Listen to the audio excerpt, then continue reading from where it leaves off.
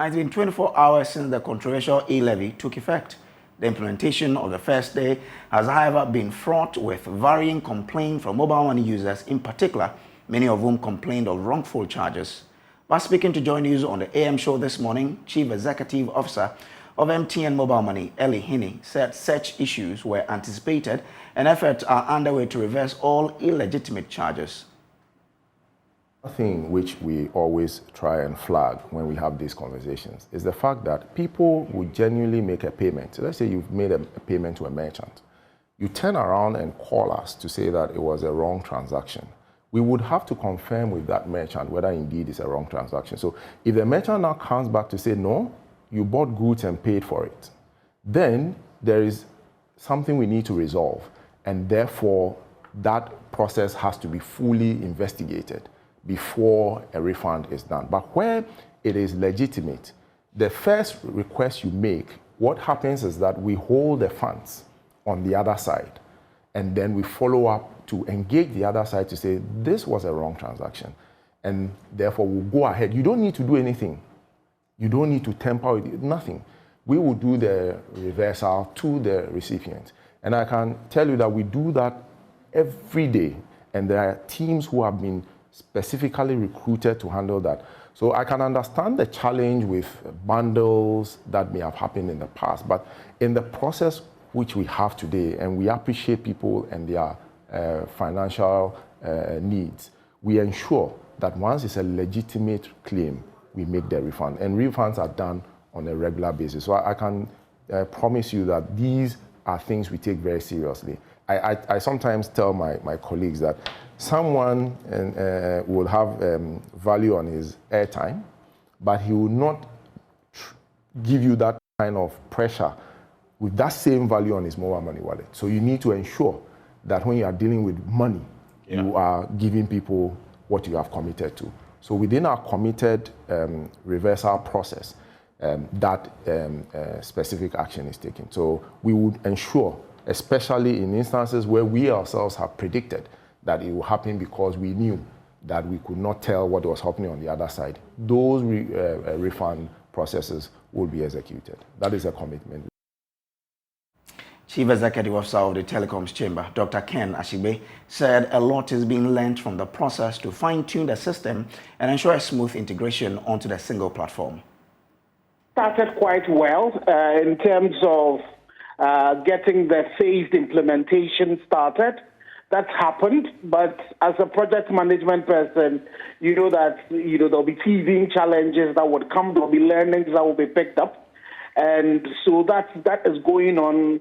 After the first full day of running it, as Ellie had mentioned, you will pick up all the various reports that you have been picking up during the day, consolidate them, do an analysis of them. The ones that you need to tweak systems, you will do.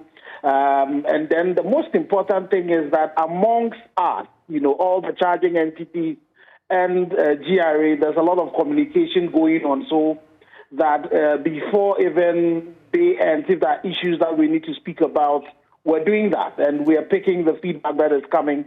And it's good that today Joy News has us and we are able to engage with Ghanaians on the process so far.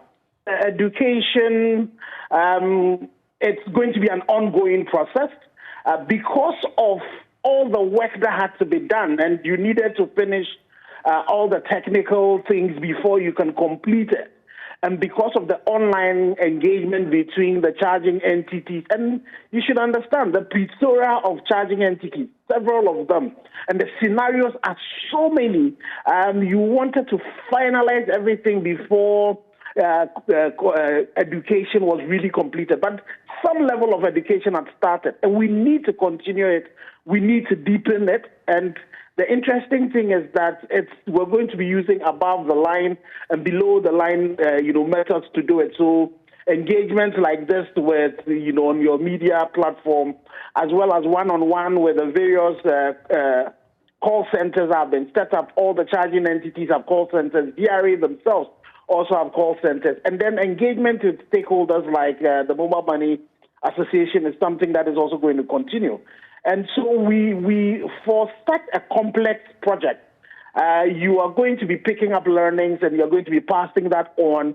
You need to have alignments, and all of that is really going to continue. So I agree that we need to push the education, and that's a commitment that we have to continue educating ourselves, educating customers, and all those who are within the value chain.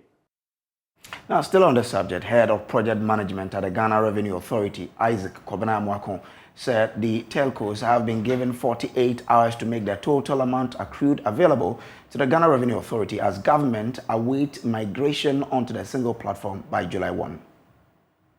We have made sure the APIs that the telcos will use the requirements are what GRA wants. So it meets your specifications. It meets our specifications, yes. And the telcos have seen it. We've shared it with them. I mean, on the technical side, we share the APIs with them. We've taken feedback. There's been improvement to it. As Doc said, we're using Agile. So we are moving some, the initial APIs we shared didn't have some features. Now we've added those features. So it's something that we are developing as and when we get feedback. It also got to be integrated with our internal core tax application. So it means that on the core tax application side, we need to also make modifications which have been made to be able to accept those transactions.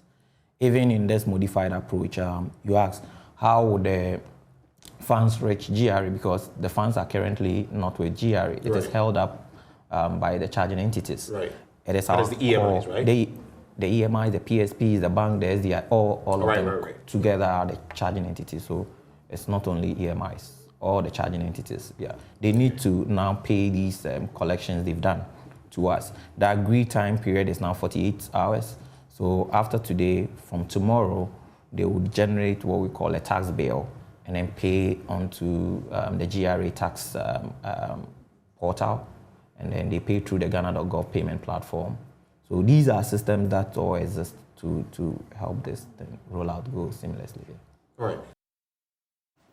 Now, I was at the Kwame Nkrumah Circle this morning to sample views of some Momo users on the second day of the implementation, and this is what some people told me.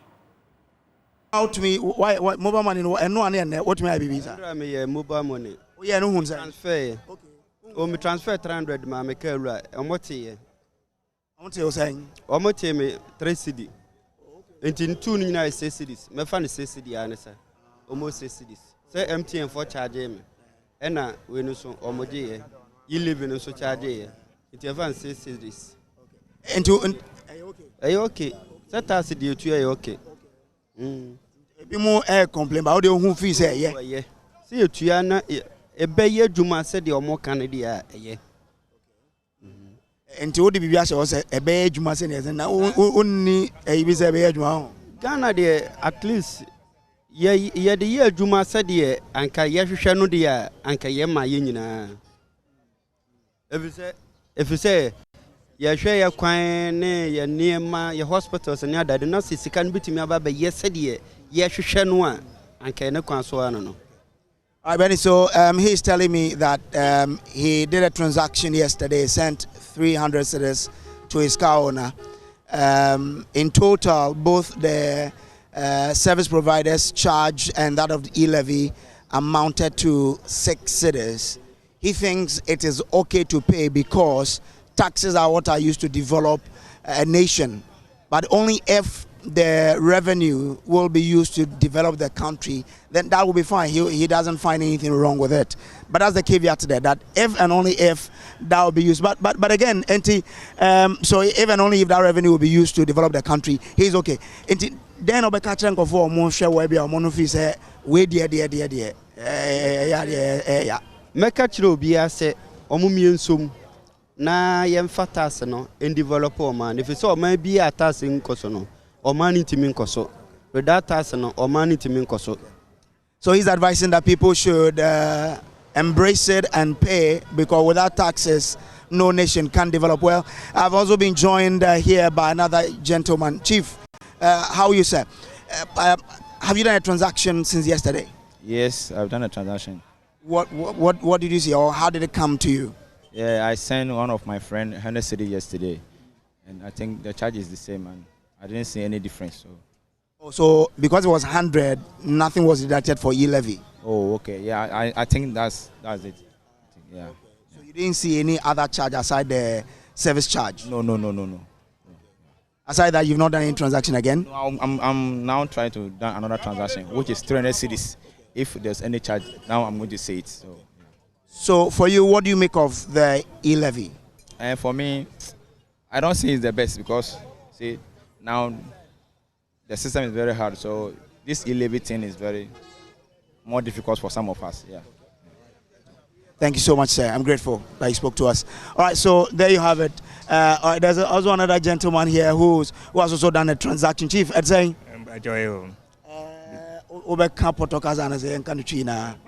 Okay, good. So have you done a transaction since yesterday? Yeah. What? It's between 1 million thereabout that I did the transaction. It's because of the e-levy that I'm doing that, because they say when you are transfer money above 100 cedis, they will tax it. So now I've made up my mind that I will not do a transaction above 100 cedis because of the e-levy. Because that tax, to be frank, I'm not happy with that.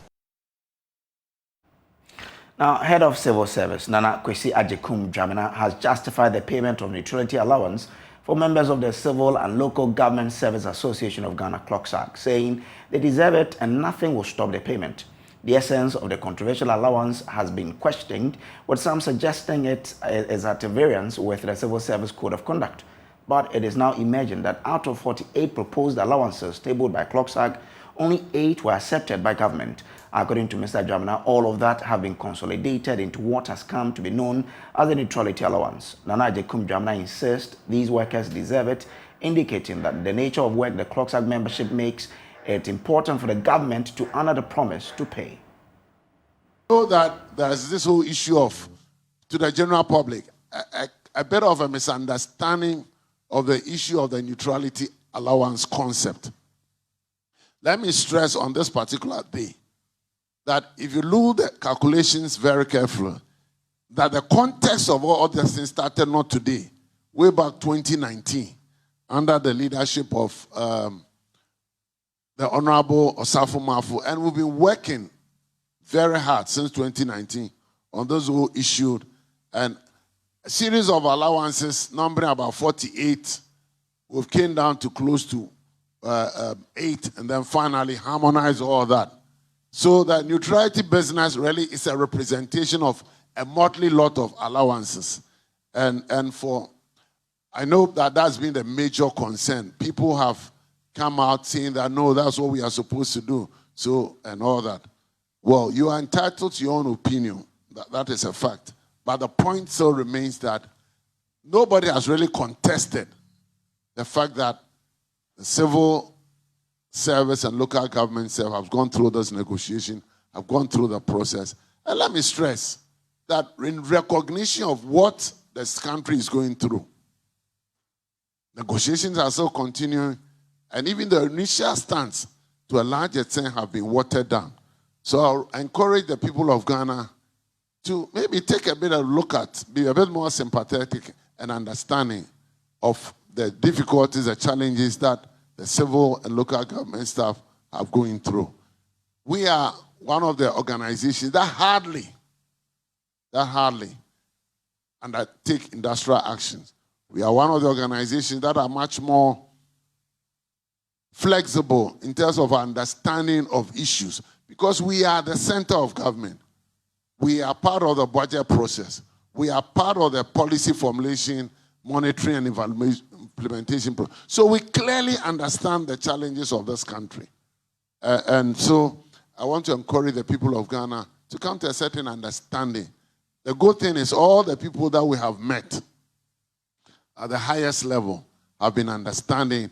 The only issue left is within what context are we doing this, and what are the sacrifices that we'll make. And I'm sure the leadership of CLOCSAG, knowing them as they are, will be ready and willing to lead us to make those sacrifices, that this nation will not collapse. Meanwhile, Secretary General of the Trade Union Congress, Dr. Yao Ban, says they will never back down on their demand to have taxes on petroleum products removed for the good of workers. Speaking to Joy News on the AM show, the Secretary General said it was untenable for President Akufo-Addo to suggest that the nation will incur loss if such a decision is taken.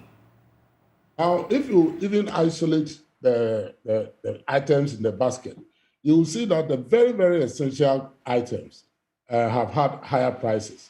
Water, for example, the price has gone up on average by 27%. Food by 22 or 25%. And if it happens like that, and you don't do anything to reduce the burden, you risk a lot. And that is why I did not agree fully with the president saying that if I reduce or if I remove all taxes on petroleum, Ghana will lose 4 billion. I don't understand what he meant by loss. You see, if you give something to your citizens, you haven't lost anything. The president only looked at the money aspect in terms of quantum, whatever he said he was going to lose. But if in some countries, they actually give money to their citizens, it is not a loss. I think this is a social investment that we need to do to bring calm to society, to avoid any problems from the social groups and so on, especially if it's coming from labor. We want the labor market to be quiet so that we can recover quickly.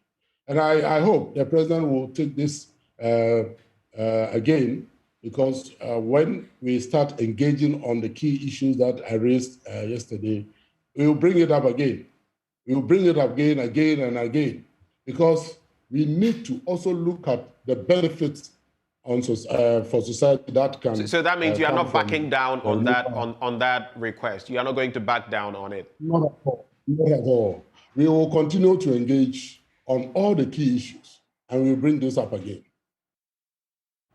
Now from the Ashanti region, some residents of Kase in Ashanti region threw caution to the wind as they siphoned diesel from a tanker that toppled over on Sunday. Many stored several drums of diesel in their homes before the police and fire service could get to the scene. Nanaya Ojima has more in the following report. The long vehicle carrying 54,000 litres of diesel fell off as it negotiated a curve leading to the Bulk Oil Storage and Transport Company. ADO2 Ebenezer Graham explains the cause of the accident. The main Guinness road has been blocked, so definitely have to find a way. And the only alternative was to pass through this rough road, and he didn't get it right, so the thing have to go down. The place is charged, so we used our chemical compound to fill the place so that we can reduce the charge system in the area, so that it will not bring any unforeseen fire. It took the efforts of the police and fire service to control the number of people trooping to the area to siphon fuel to their homes. David fixes sliding doors nearby. He has a bucket in hand. With the foam in it, he soaks the diesel and squeezes the content into the bucket. He is not deterred by the police presence in carrying through with the operation.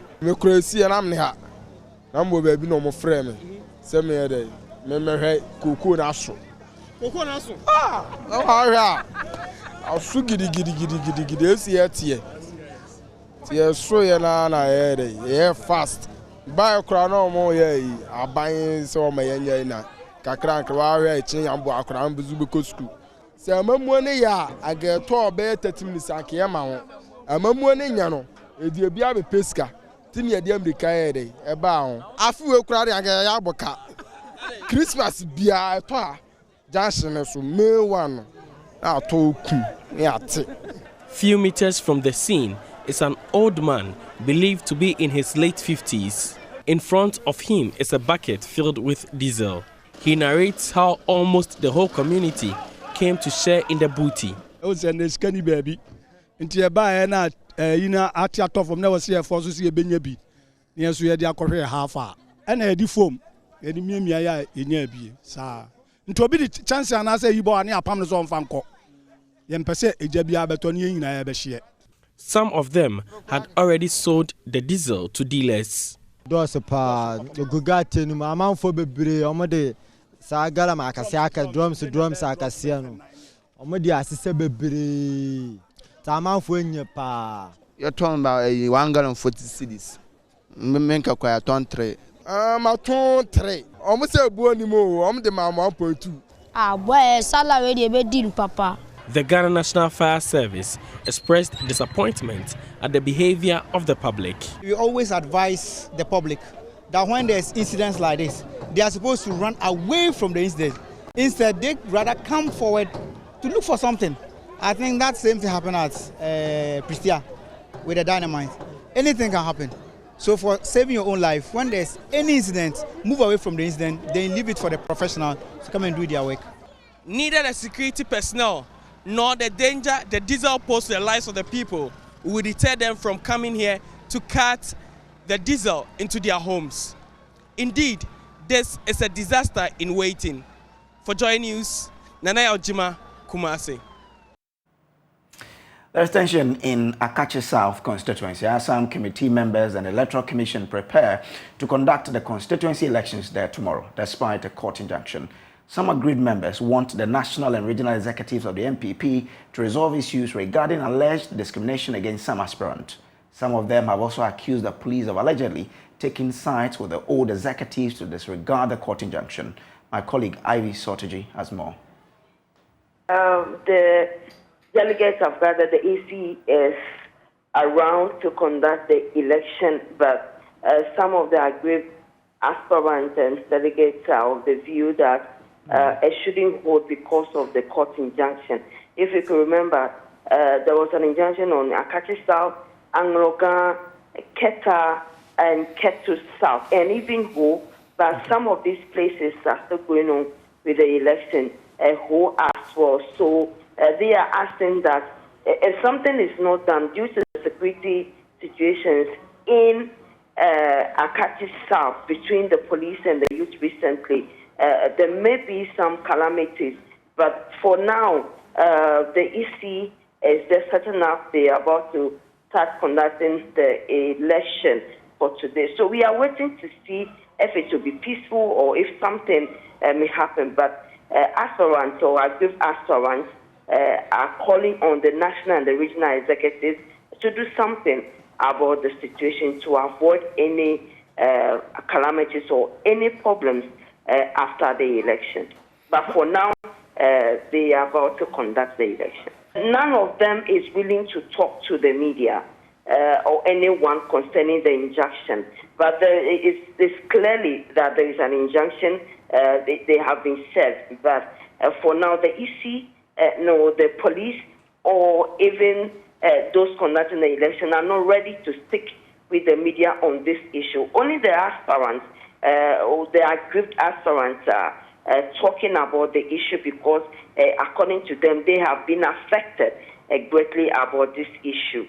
So for now, we wait to see what will actually happen, and we wait to see if the regional and the national executives will come into the issue and resolve this amicably to avoid any disturbance. The Governing Council of the University of Education, Winneba, says it is getting frustrated at how some principal officers of the university are determined to appeal the judgment of a high court that reinstated some principal officers of the university. Chairman of the Governing Council of the university, Nana Ofori-Ansah, stated that in spite of the effort to build bridges and put the university on the path of progress, there are saboteurs that are working against the effort of the Governing Council and management. He was speaking at the graduation of the university, and my colleague Richard Kojunyakon was there. On the 2nd of February 2022, the High Court Winneba delivered a ruling and ordered the university to reinstate forthwith some staff of the university who, in the opinion of the court, had wrongly been dismissed or whose appointments had been terminated wrongly since 2017. That's the chairman of the Governing Council of the University of Education, Winneba, Nana Ofori-Ansah, giving the chronology of events after the High Court ruling that ordered the reinstatement of the former VC and some principal officers. Prof. Mauto Avoke has since assumed duty as the substantive Vice Chancellor of the University. Prof, enjoy your return. He says as part of the roadmap for peace and reconciliation, a 5-member Peace and Reconciliation Committee has been put in place by the Governing Council. The recommendation from the committee the Governing Council chair explains is expected to be used to heal the university. But he says certain elements, including principal officers at the university, won't let that peace building work. In spite of the effort by the government and council to ensure lasting peace at UEW, some agents of the old acrimonious and chaotic era are still bent on maintaining that status quo by trying to frustrate the peace process and the roadmap. Unfortunately, some of these saboteurs are suspected to be principal officers of the university, who have vowed not to accept the ruling and orders of the High Court, Winneba, have decided not to cooperate with our reinstated colleagues. It is strongly believed that some of these saboteurs are using surrogates to fight the orders of the High Court, Winneba, at the Supreme Court. It is very unfortunate. It is my humble prayer and appeal that these persons will see reason so that we cooperate with each other for the good of this university. In his first speech to a graduation class since he returned, the reinstated Vice-Chancellor of the university, Professor Mawoto Avoka, indicated he was committed to continuing the works of his predecessors. But first, all those who were wrongly transferred have been asked to come back. We are determined to pick up the pieces from wherever the previous administration left off to build together an even stronger organization, living its mission, and this path is crucial. It is indeed heartwarming, Chairman, to announce that almost all our staff who were transferred to Amusted are back with us. And those transferred from UEW are also gone to Amusted. Families living peacefully together were suddenly torn apart by unwarranted transfers, such as a husband could be sent from Winneba to Kumasi or Ashanti Mapon, leaving wife and children behind, and had to visit fortnightly to keep family together. It was one of such visits that a young working staff with a bright future lost his life. Now, as part of measures to clearly define the country's borderlines with its neighbors, the Ghana Boundaries Commission, together with Togo and the AU, will construct 50 identifiable pillars to set Ghana apart from Togo. These will help settle any future border dispute and prevent the increasing rate of crimes along the border. This was announced by the Commissioner of Ghana Boundaries Commission, Major General Emmanuel Kotia, during a meeting with the Ketu North Municipal Security Council at Akano border. There's more in this report. So the meeting today is to take this opportunity to rather sensitize the immigration and custom officials and other officials of the local administration who are within this area, and to inform them that this exercise is going to take off.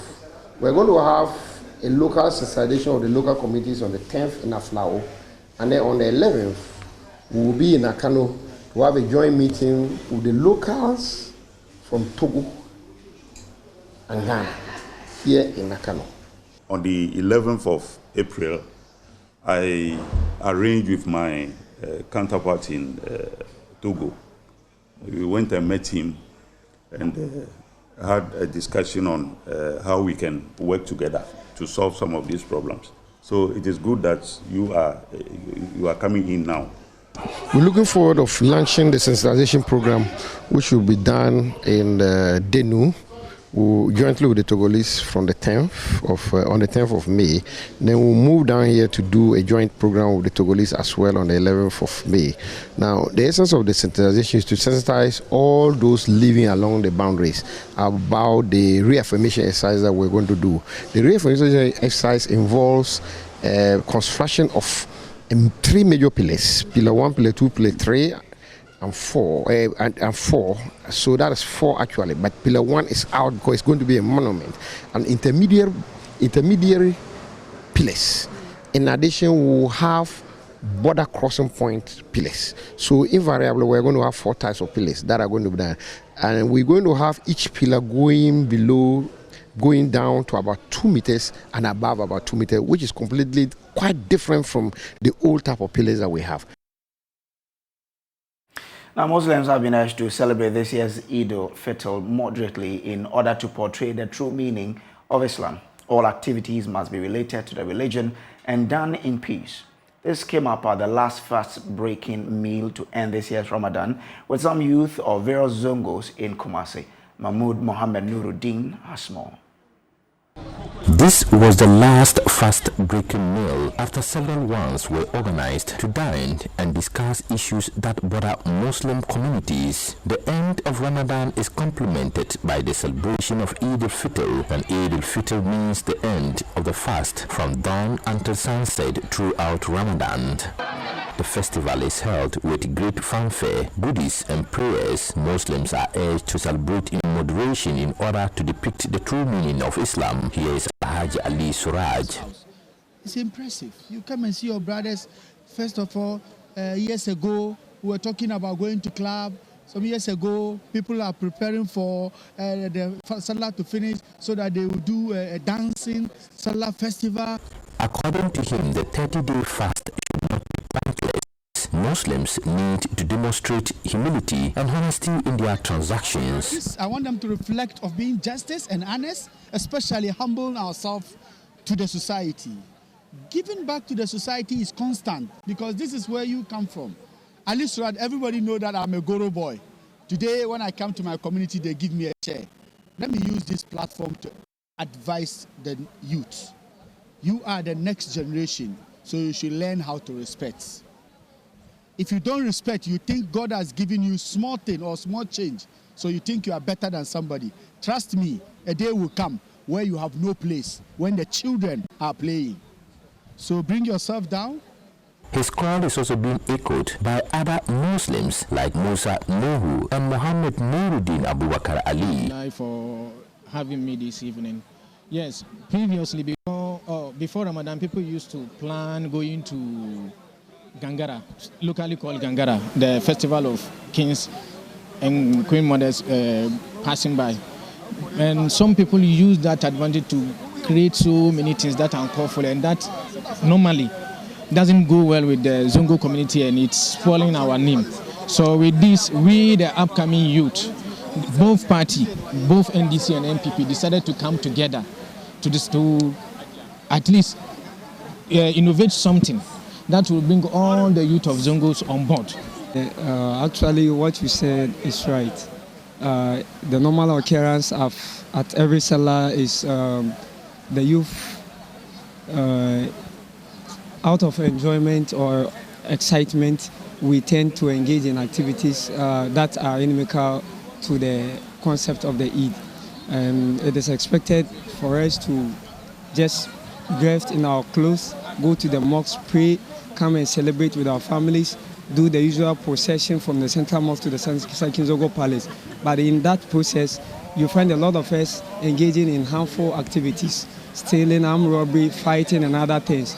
So what the elders have given notice to the police, the security command, to take action on every youth. Yesterday, the Sakinzogo was given a strong warning that any youth caught engaged in such acts shouldn't be given immediate bail. He should be prosecuted.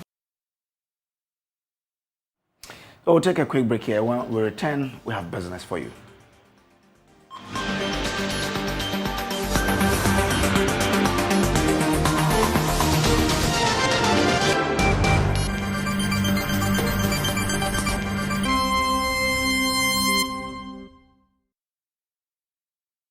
Hi, good afternoon. Welcome to Business. My name is Daryl Kwao. Former President John Mahama has charged indigenous healthcare company Pharma to help offer solutions to healthcare needs using technology. He is encouraging the company to scale up and offer healthcare with this community-based approach for free or at a subsidized cost to millions of people on the continent. He made this known when former Health Minister Alex Segbefia represented him virtually at the launch of Pharma's annual impact report at Senchi in the Eastern region. Kwame Yanka has more in this report. Pharma is an indigenous business which took off in 2013 and currently has its footprint in 8 other African countries. The company believes helping in vendor management, inventory services, primary care solutions for community pharmacies, and data analytics will improve care. Representing John Mahama, Former Health Minister Alex Segbefia says the availability of this solution in over 300 pharmacies is a testament to the competency of indigenous businesses. We have to push for technology-based, patient-centered, and community-focused approaches that can meet the needs of patients irrespective of location or financial status. Increasing access to healthcare is not enough. We also need to increase affordability of drugs and health services. A critical missing link in our current setup is the lack of focus on wellness. Across our villages, towns, and cities, many only seek care when they are sick.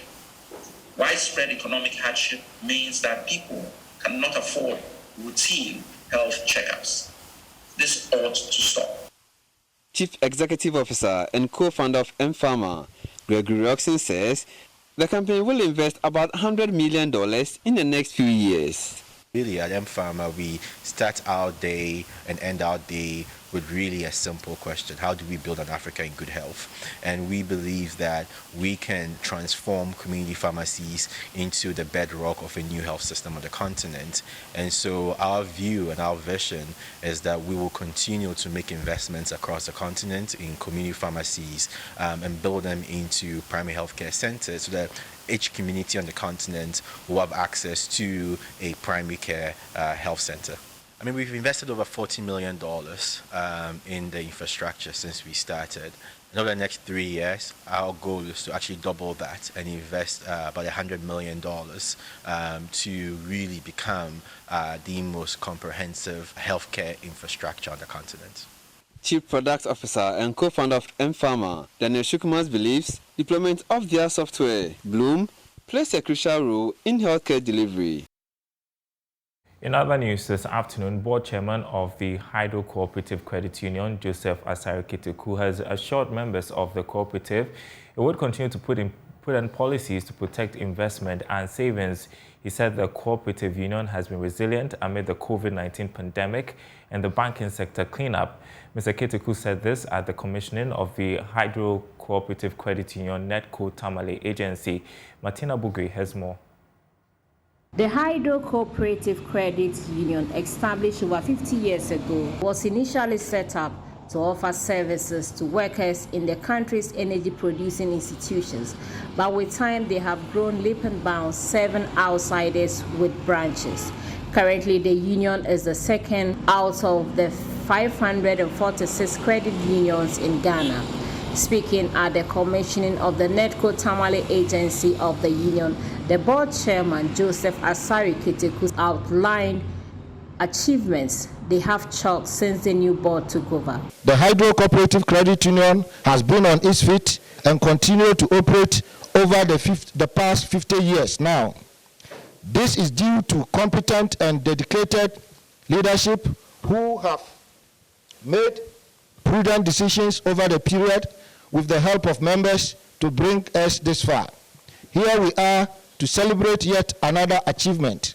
Distinguished ladies and gentlemen, it is important to put on record some of the achievements of the current board to give assurance to our cherished members that the safety and soundness of the Hydro Cooperative Credit Union is guaranteed. For the first time in the history of the Hydro Cooperative Credit Union, the board declared an ensured payment of 40% dividend on the net surplus of 7.7 million Ghana cedis. The general manager of the Hydro Cooperative Credit Union, Joseph Gatti, urged members to take advantage of the dividend they make when they buy shares. You have people who are making dividend as high as 10,000, even 15,000, 5,000, 4,000. What that means is that the higher shares you have, share capital you have, the higher dividend you will get. And then the issue also about the savings. A member talked about, okay, I need to get some savings before I can access loan. I did explain yesterday in Teshiman that I want our members, for us to have a target, that by the time I'm getting to my retirement age, I should be able to have this level of savings in my account. So you look at the savings as a product on its own, and look at the loan also separate. That maybe I should have a target that by the time I'm retiring, I should have about 70,000, 80,000 Ghana cedi savings in my account. And then the issue about the loan. Most of the time when we come around, one of the things that motivates me most is that members show me pictures of building projects that they have done. I'll be able to educate my children to the university level. It's one of the things that motivates me to do more what I do. So one of the benefits of the credit union, it's because you have access to credit and you have ability to repay. You take advantage now. And that's business for now. We have a full bulletin at the top of the hour. Up next, sports. And that's it for our bulletin for you for today. There's more news on myjoyonline.com. Remember, this is your home of fearless, independent, credible journalism. My name is Samuel Kojo Brace. Have a great afternoon.